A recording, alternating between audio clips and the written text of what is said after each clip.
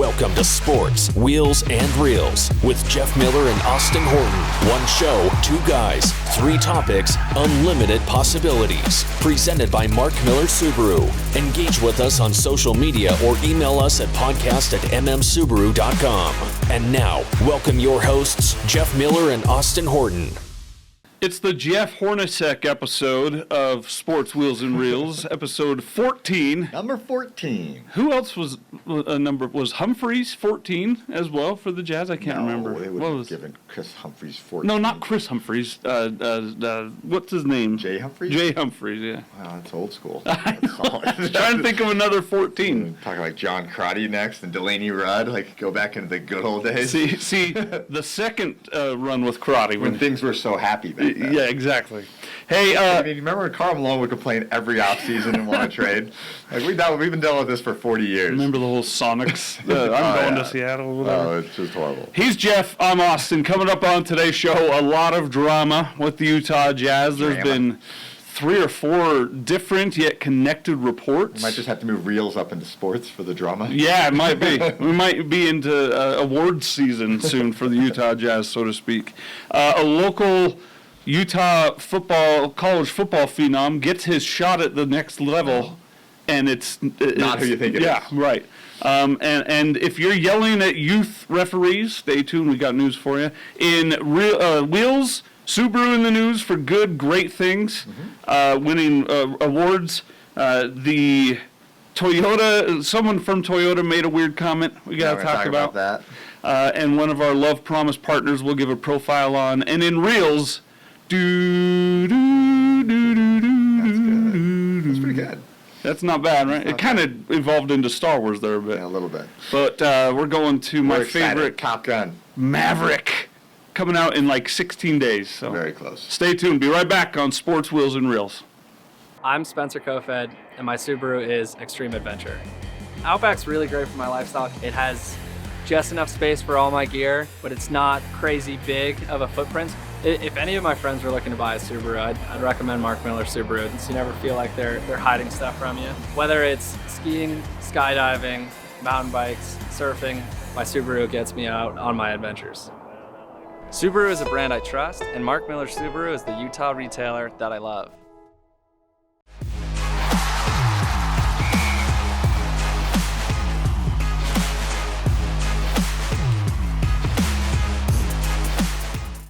All right, Jeff Miller. Should we talk about the Jazz? Before we hit air, I said it's a disaster. And you always think it's a disaster. And you always I always bring you back off the ledge. You do. Now that's why you run a successful business. And that's why I'm just merely a peon. Do you know what a disaster would be is if you're the Orlando Magic? Okay, well, yeah. You still have 2 All-Stars and trade bait and all sorts of things. You have assets. Would you rather be the Orlando Magic or the Sacramento Kings? Oh, they're all bad. So you could be the Kings, too. All right, There's bad things out there in the world that we aren't. And we have good ownership, and we have good leadership. Well, we have good ownership. The ownership is good at leadership. The management's good. We have good management. Yeah. But I don't know. It's going to be a team leadership is a question mark. And that's what we need to talk about is that the problem with this team's leadership. They've got the talent. The problem is leadership, and you've diverted a team to. And I love Donovan Mitchell, but he's not been a great leader. Yeah. And you've got a team, and you've got players that could possibly be that leader. You've got Mike Conley for sure, and you've got Rudy Gobert that could take that leadership role on, but they don't, and they divert to Donovan, and Donovan's not. I don't know if he's not capable or doesn't want it. He just doesn't seem to grasp that. This is my team. I need to lead these guys on. Do you think they would follow him right now?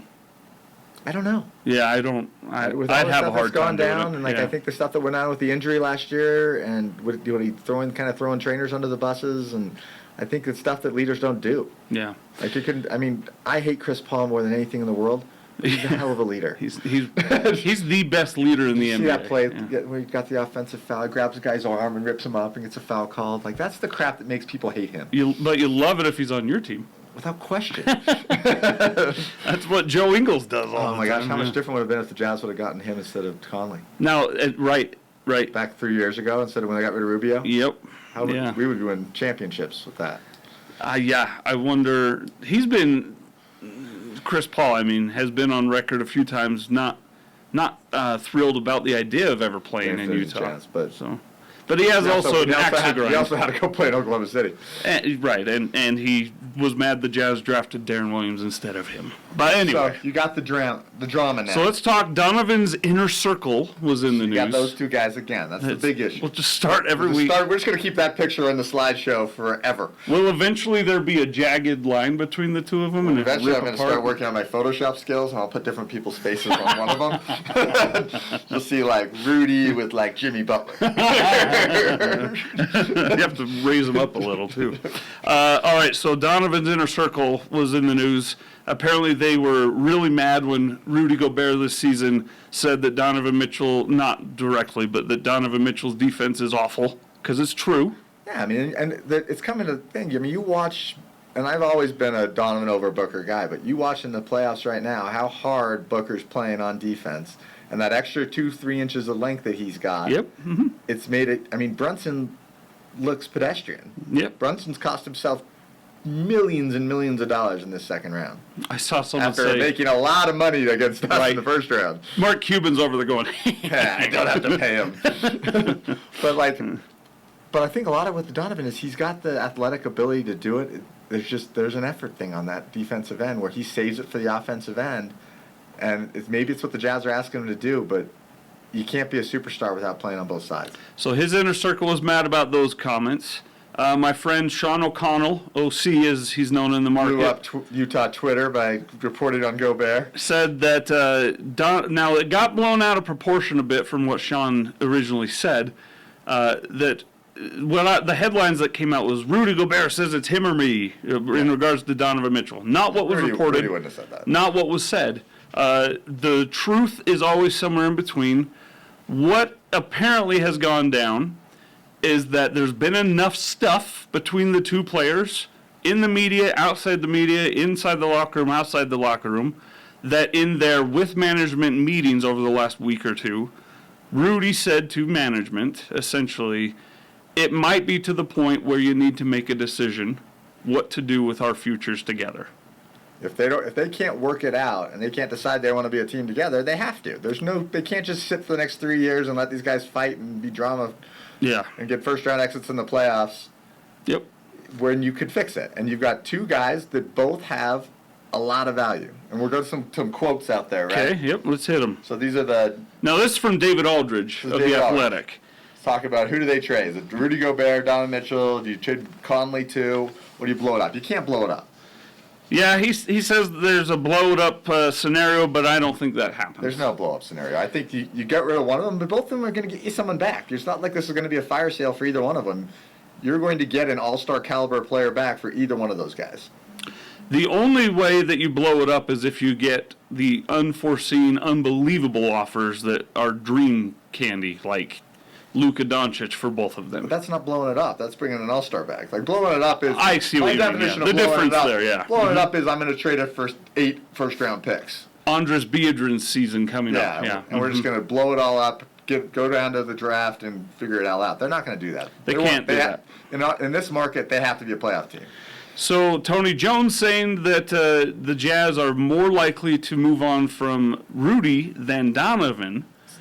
Aldridge here saying what I think we all agree, Rudy brings back less in return than Donovan would. But do you have enough with Donovan minus Rudy to contend for a title, regardless of who you bring in, Jeff Miller? Our defense gets so bad. Yep. I mean, my personal opinion, I've said it I think it has to go one of the two ways. Unless they can figure out how to sit down in a room and decide that they're going to win a championship together and they're going to be teammates together and create that commitment, they've got to get rid of one of them. And I think it's got to be. I think you get us closer to a contender status with what you could get for Donovan than what you could get for Rudy. So I think if you could get 2 perimeter defenders, one of them that's an offensive threat, and you still pair them with Rudy, the Jazz are a top 4 team in the West. Yeah. Right? You have to have someone who can score 20 points a game, and 2 guys that can play on the defense perimeter. Like, the trade I love the most, and I talked about this a couple weeks ago, is if you could trade Donovan for Tobias Harris and Thibault, That'd be awesome. I think that'd be an amazing trade. You do take the ball. And Tobias Harris has always been rumored to want to come to Utah. Yeah, he and Quinn Snyder have a relationship, but how long is Quinn Snyder wanting to stay with the Jazz is out there as well. But I think if you could get him in a position where he has a solid defensive team that's not just leaving Rudy out to dry all the time, that's a pretty solid team. I mean, Tyball's not great on offense, I'll give you that, but he is a lockdown defender that you could put at the 2 and actually lock down the best guard instead of having Ole, good luck, Rudy. So I think there's actually a really easy fix to where Rudy and Donovan could stay together and this team could make something of it. But it has to be, we mentioned it with Donovan and the Booker comparison a moment ago, Donovan just has to give an effort on defense and Rudy will be pleased. And Rudy has to never put the ball below his shoulders and Donovan will be Catch pleased. the ball. And we don't need to work on defense this summer, Rudy. You're good. Get the weight room. Ball up here, ball in. Let's work on hook shots. Let's work on little 5-foot jumpers. That's all we need. But will either of them be able to or willing to do those So things? here's the other scenario where the Jazz could fix things, right? Is when you talk about the idea is that Donovan with some effort doesn't need to be hidden. If Donovan with some effort, if he's the smallest guy on the court, won't need to be hidden. The problem right now is you've got Donovan and then you put Conley next to him, who's also small. And now you've got 2 targets that they can just post up and destroy. Yeah. Take to the hoop. So do you move on from Conley, give Donovan the reins at point guard, bring in a Tyball type player, wing defender, and you get better on the perimeter defense. You lose Conley, but you give Donovan the reins at offense and make him not the smallest guy on the court on defense. Does Donovan have the ball skills needed to be will he take a step back if he's bringing the ball up that often? I think he will. And I guess in today's NBA, the point guard doesn't always bring the ball up either. But is that is that another way to fix it? Yeah. Well, you force the team to follow Donovan if you give him the ball that you much. give him the reins, and now you force that leadership role. But if you're going to do that, I don't think Rudy's on the team. I don't know. Yeah. So lots of stuff. I mean, that's the thing is we're gonna have a lot of fun in the next 4 months talking about all this on the podcast. It's definitely going to come up a lot. Check out David Aldridge's piece in The Athletic if you're a Jazz fan. It's worth it. All right, playoff update real quick, Jeff. Update. I'm not wearing a hat today. I know. I'm just saying. I haven't figured out which one yet. I couldn't find a Laker hat. Are we going to have to go? Yeah, well, the DI has a bunch, I think. Yeah, probably. Are we going to have to do double or nothing in the semifinals? Yeah, we're doing. We already have the conference finals. The picks are in. Yeah. So we got our picks in for the conference. Okay. Phoenix looks really good. Are they going to win the whole thing? And what will that do to Jazz fans? They're my favorites. I just hate Chris Paul. I would rather see the Warriors win it again than Chris Paul ever win a title. Yep. I just don't like him. Oh, my friend Spence Checkers would be insufferable if Chris Paul ever wins a championship. But they look good. Golden State looks really good. Yeah, although Memphis tied that up. Yeah, they did sneak one out on that. Yeah, will that be their only... Golden State losing Gary Payton hurts. That hurts a lot. He's kind of their defensive guy off the bench. And that was because he's out for the playoffs, right? He is. Yeah, 3 weeks minimum. Broken elbow. Dylan Brooks suspended was for that game dirty? 3. Oh, 100% dirty. Did he deserve to be suspended? Yes. I think he should have been suspended 2 games and fined. But there are a bunch of guys saying that he shouldn't have been suspended. Like, I don't That's get that. crazy. That's crazy. Are they all in Memphis? He wound up and went straight at his head. And I do believe Dylan has a reputation. I was going to say there is a reputation. Something to be weighted on reputation and past history. I think that Draymond getting ejected the other night, that weighted too much on his past history. But both he and Kane Fitzgerald at this point are never getting the benefit of the doubt. Did you watch the play? I did. He slapped him in the head first. Everyone looks and sees the pull down. Before he took an arm, came right down the guy's forehead. But that's the part where I think his rep makes you think that was intentional and it could have been unintentional. And if he had just hit him in the head, it's a thing or two. But then he hits him and then pulls him to the ground. Pulling him to the ground is dirty. After decking him in the face. Which could have been not unintentional. But anyway. What about the East? Miami, it's over for Philadelphia. Which I think could be good for the Jazz. It could be. My trade, them getting swept in the second round, gets that trade. Because now they can re-sign Harden, and they go for a big 3 of Donovan, Harden, and would you re-sign Harden? I think that's what they're wondering right now.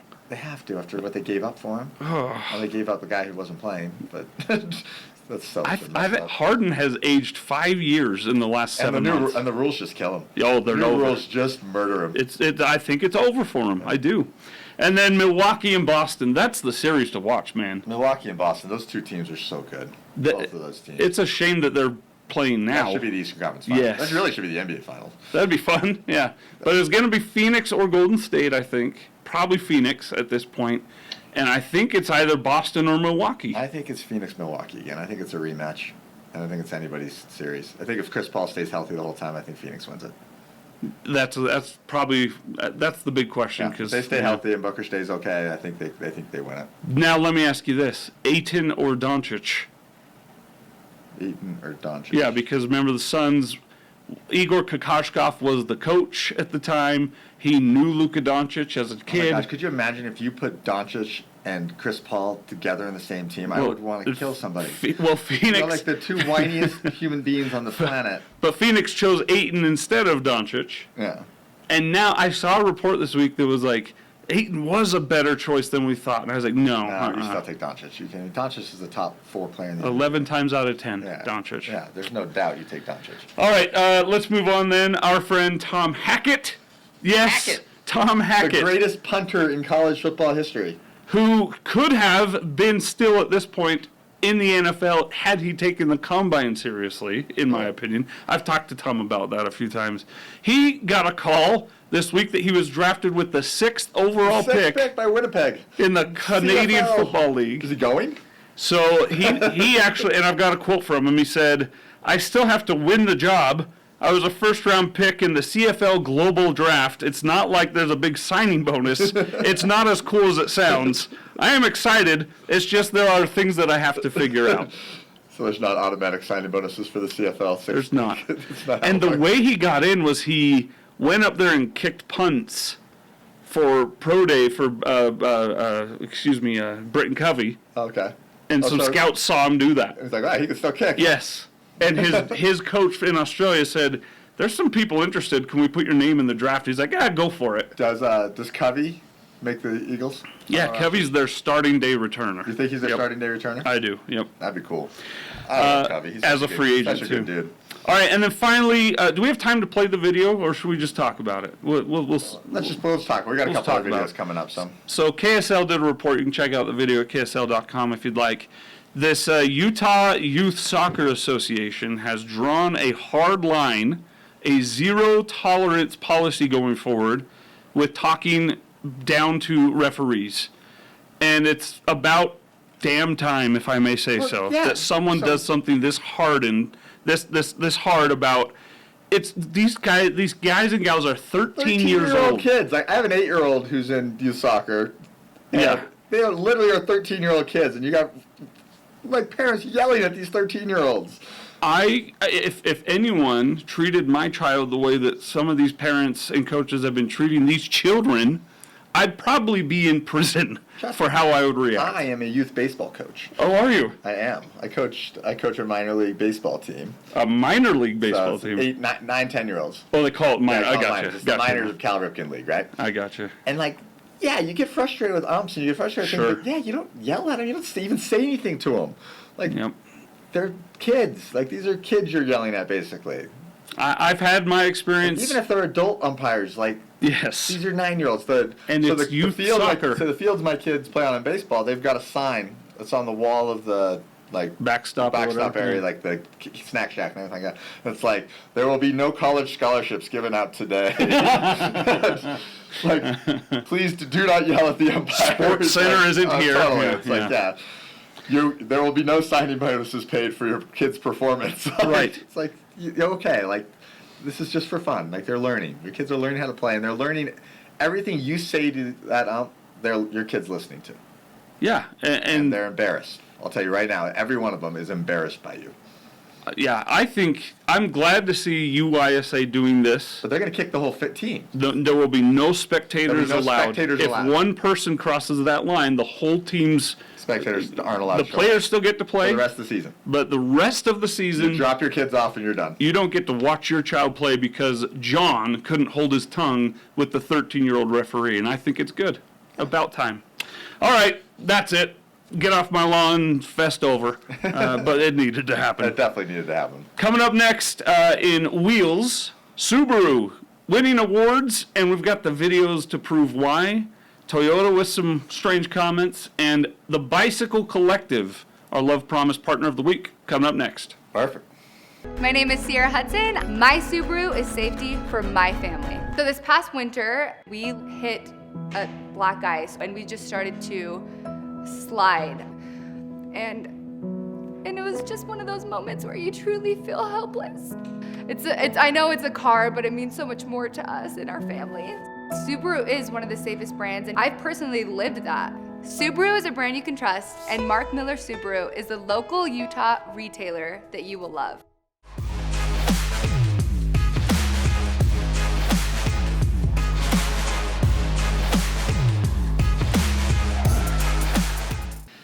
All right, welcome back, Sports Wheels and Reels, episode 14. He's Jeff Miller. I'm Austin Horton. Come see us down here at 3535 South State, the Midtown store. See our peeps at the Southtown store at 10905, 10904, 10920. Sorry, it's in the Automall Drive. I'm at 109th and State. 109th and State. Go check them out. Make it easier for you. Absolutely. So come by, see us. It's a tough time right now for a lot of people. Help us make it a little easier. If you're looking for that car, we'll take care of you, so come down and see us. Speaking of cars, Jeff. Electric cars. So tax breaks on electric cars. So you sent out an email about what Automotive News said. Yeah, so I sent an email out to our entire sales staff talking about, so electric vehicles, plug-in hybrids, there's a $7,500 tax credit given by the federal government, but it's only for the first, I think it's 200,000 cars a manufacturer makes. So Tesla's done. Tesla's already sold that many cars. There's no more rebates on buying a Tesla. Toyota is actually hitting it in the next couple of months. So as they come out with this newer EV of the Toyota version versus our Subaru version, which is the better looking version. Yeah, and better named. They will not have tax breaks.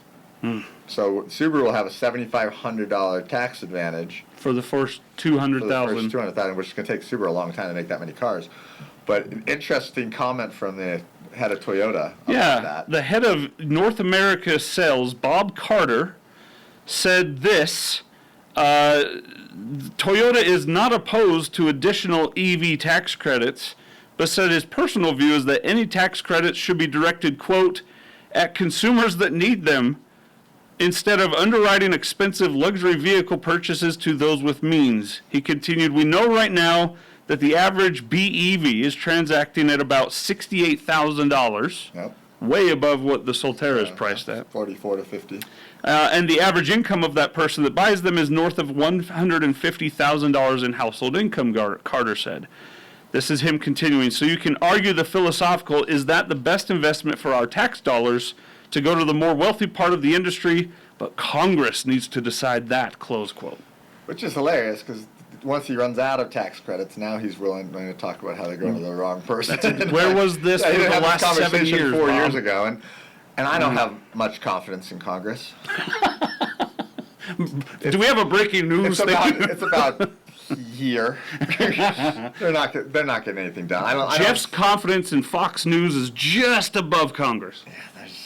It's not good, and they're not going to get it. I don't see them ever getting this expanded. There's multiple reasons. On one side, they're not going to want to do EV credits. Yeah. On the other side, they're not going to want to blow up the deficit. Yes. So you're not getting anything done. So get the tax credit while it's available. So find the ones you can get the tax credit. It is a huge deal, though. I mean, what it's doing, we're starting to see, hopefully pretty soon, the leases coming out on these Solterras. And with that $7,500 off, they're going to lease pretty well. Yeah. Right? Because the $7,500 goes straight to the lease company as part of the price. It's just a straight cap cost reduction. So it's like having $7,500 down on your lease. Yeah. So these should actually lease pretty solid. And that's someone else's $7,500, really. Yeah. I mean, So you pay taxes. That's the way it works. Is the difference is if you lease it, that $7,500 goes straight to the purchase, and it goes part right at the transaction. On a buy, you report it on your taxes later in the year, and you get a credit back. On your taxes, yeah. Mm-hmm. So. Whereas, again, a $45,000 car on a lease now becomes $7,500 less. That's the idea, and that's what the EV world's got to get to, and it will, as everyone's moving towards. I think Volvo announced this week that starting in 2023, every model they have will be electric or plug-in. That's a wild, there will be ambitious zero goal. straight gas cars in the Volvo lineup next year. Will they make it? I don't know. That's a pretty bold call.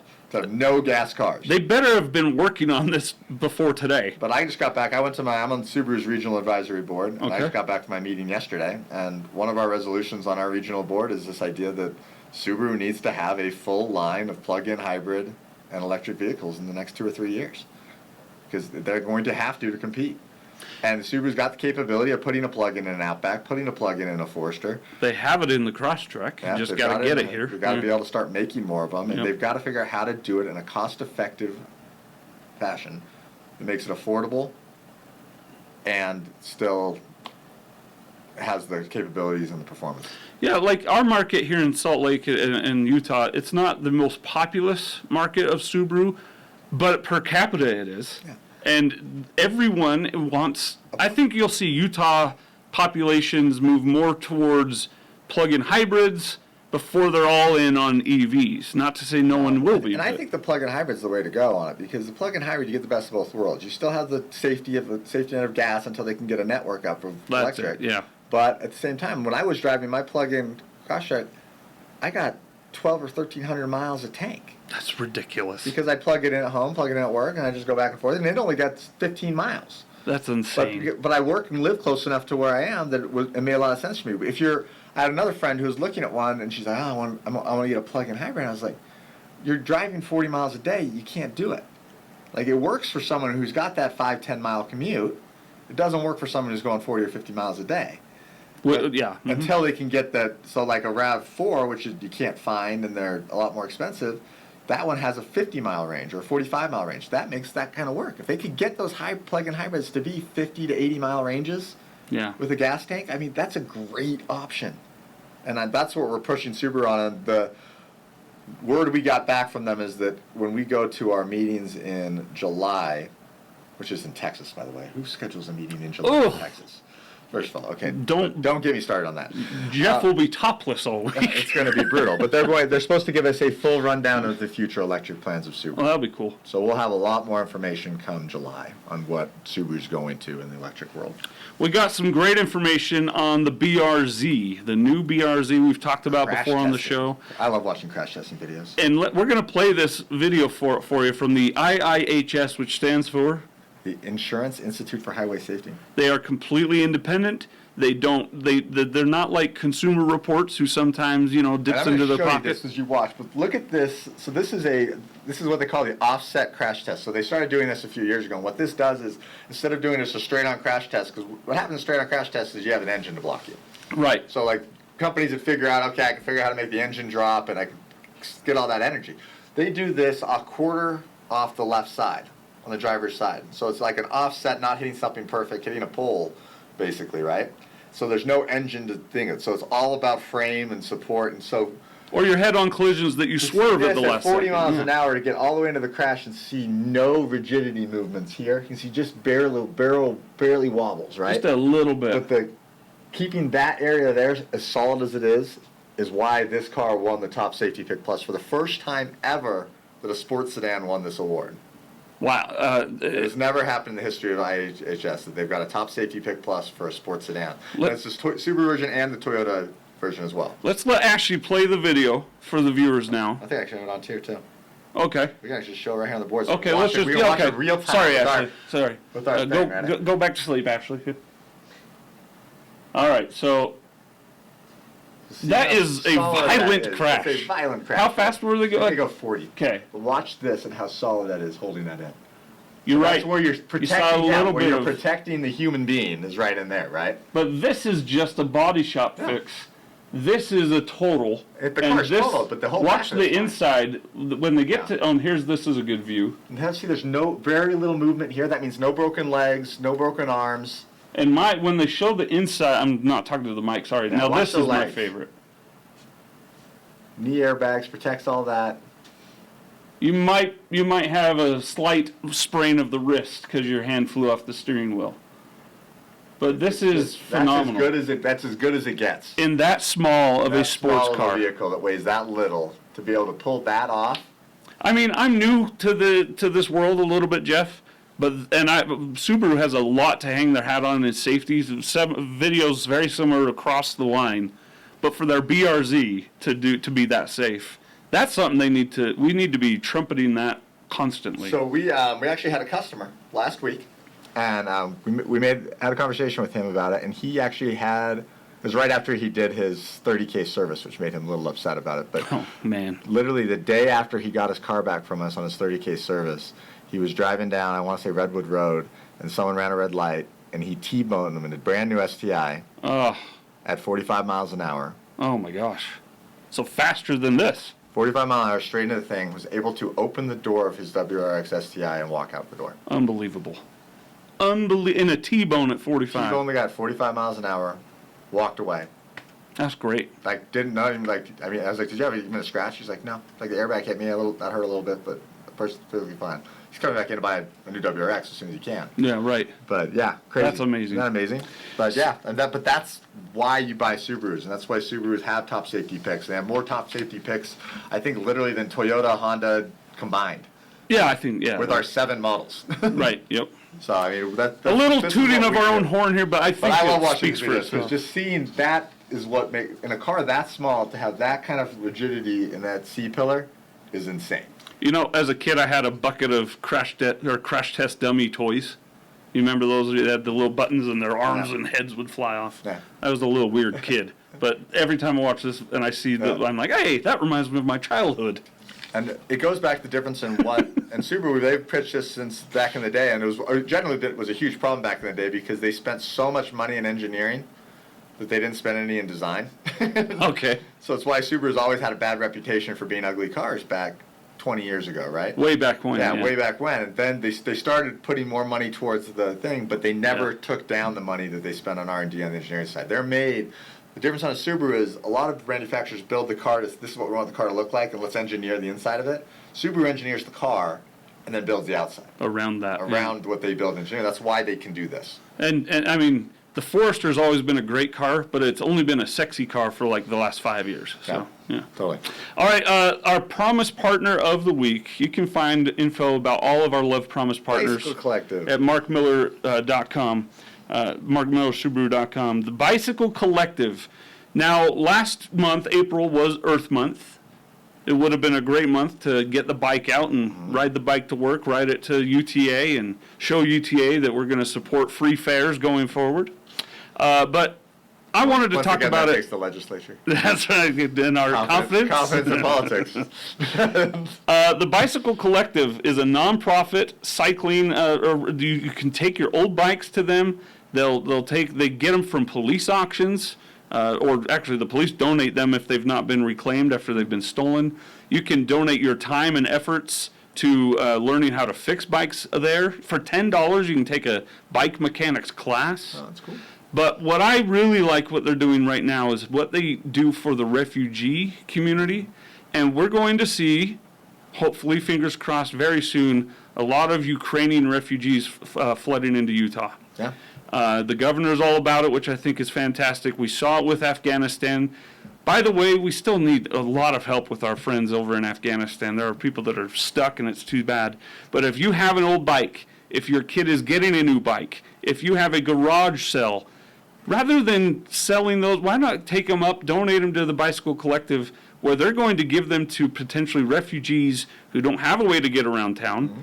They'll be able to get a place to live, a job to work at, a way to provide for their family, and eventually their life will be better because you donated an old thing collecting dust in your garage. Totally. And you can go to our website, markmillersubaru.com, go to our Love Promise pages, and you can get the information on how to help, for sure. And their website is bicyclecollective.org as well. All right, coming up next, Top Gun Maverick. It's like 19 days away. You're not going to sing the song again? I can't. Highway to the danger zone. Okay, make it stop. Maybe I could do Take My Breath Away. That's in there. Or You Never Close Your Eyes Anymore When I Kiss Your Lips. We are losing followers as we go. All right, all 6 of you, please stay on. We'll be right back. I won't sing, maybe. My name's Jamie Estry, and my Subaru is Freedom. I've had so many animals over the years. One of the things that I love about Mark Miller Subaru is they're the largest animal welfare supporter in the Salt Lake Valley. You may not even realize it, but they're probably supporting a nonprofit that you love in the community. And my wife and I, our daughter Harper, and our dogs, we're just so happy that we picked Mark Miller Subaru. Subaru is a brand that I trust, and Mark Miller Subaru is the local retailer that I love.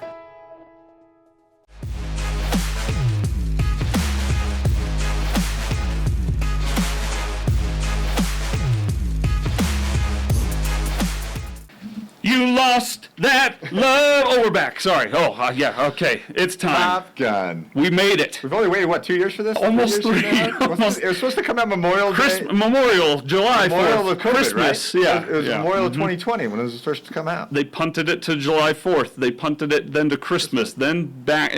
Now it's finally this Memorial Day. 2022. We're going to get it. And It's coming. I want to say, we're going to play the trailer for you. Yeah, we're going to play it right now. Hit it. Here we go. In 3, 2, 1.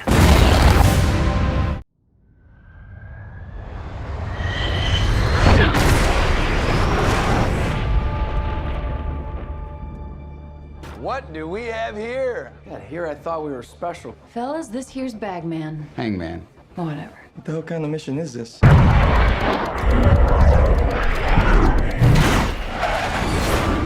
Everyone here is the best there is. Who the hell are they gonna get to teach us?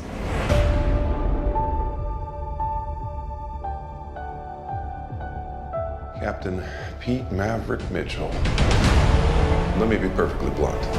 You are not my first choice. You are here at the request of Admiral Kazansky, AKA Iceman. He seems to think that you have something left to offer the Navy. What that is, I can't imagine. With all due respect, sir, I'm not a teacher. Just want to manage expectations. What the hell? Good morning, aviators. This is your captain speaking. And we're off. Here we go. In 3, 2, 1.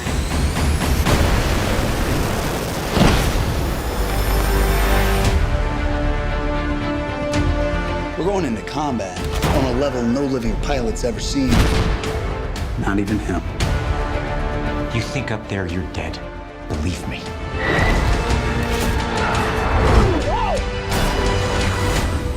My dad believed in you. I'm not gonna make the same mistake.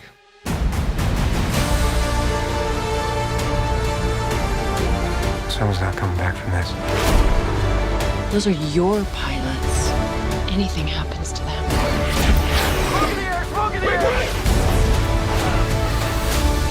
You'll never forgive yourself. No turning back now.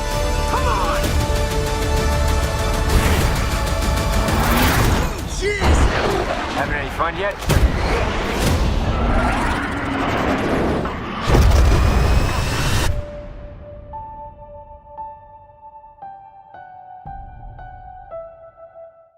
Wow. Yeah, right? If I may We're say so. excited.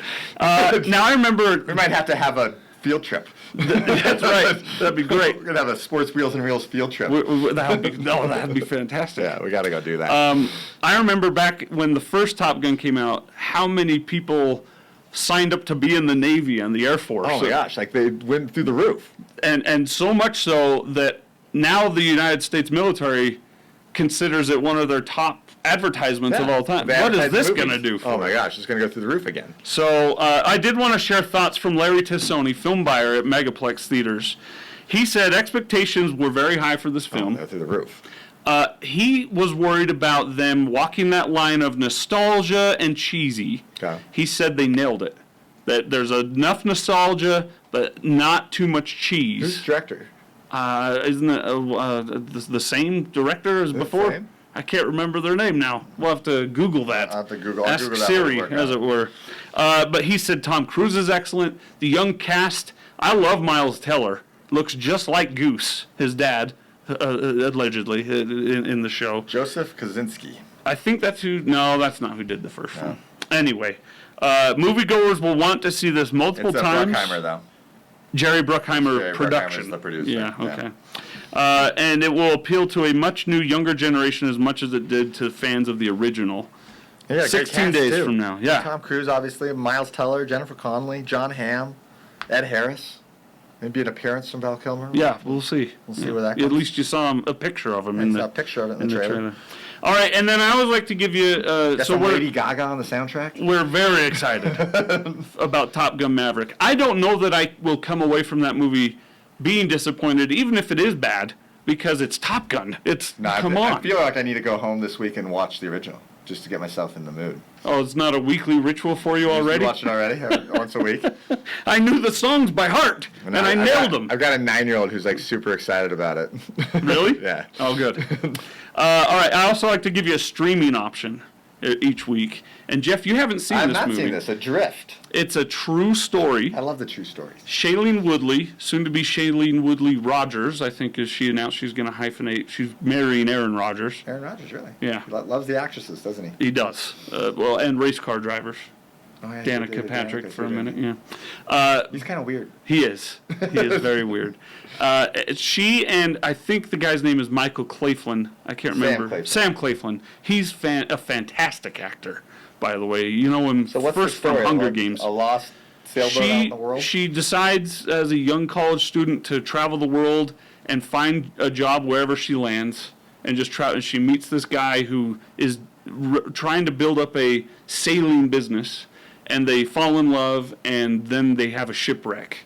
It's a true story. It's fantastic, and this is the biggest twist I've seen in a movie since Lucky Number 11. Okay. So you have to watch it, and you haven't seen it. Nope, I'm gonna have to go watch it. I don't want to hear anything. Okay, so we'll move on. We'll move on. No spoilers. But that's your streaming suggestion of the week, and in theaters now. Doctor Strange. More Marvel. I know how much you love Marvel. What is this called? Madness? Multiverse? Multiverse of Madness. Oh, God.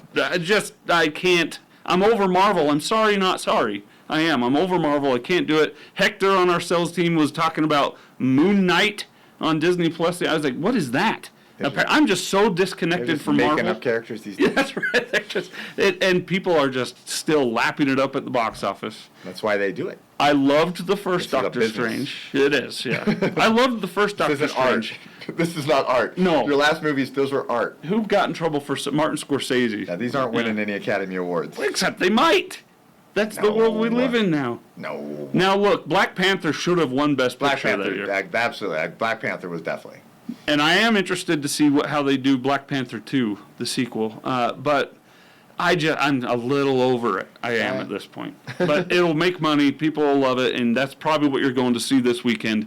So tell me how wrong I am. I'm on Twitter at Austin Horton. Make sure to tell him how wrong he is. The show is the SWR Podcast. Find us and tell us what's more wrong, my singing or my take on Marvel. And I'm sure we're going to have a lot more jazz drama for next week. It will not stop all summer long, will it? This is our life. It's going to be a summer of what did Rudy say and what did Donovan say. This is the days of our lives, as it were. I want to have some random guy. I want to have like a Alexander Walker come out and say a quote about Rudy and Donovan and just blow the whole thing up. Just Alexander Walker. Just some crazy. Jared Butler's like, oh, I can't believe I had to survive a year with those two together. Yeah, I want something like that. Like you Doke Azubuike. He's like, I broke my own ankle, so I didn't have to be around them anymore. Yeah. All right, that's it for this Jeff Hornacek edition. Number 14. Which Abby Hornacek followed me on Twitter earlier this week. Wow. It was a fake account. Yeah. Not as cool as you thought. I was like, wow, You're she so followed me excited. back. It wasn't true. Plus, she works for Fox News now, so I don't really like her that much anyway. Next week, if we're not canceled, episode 15, Jeff and Austin will be back. Have a great week. Until then, Utah by 5. Trust me.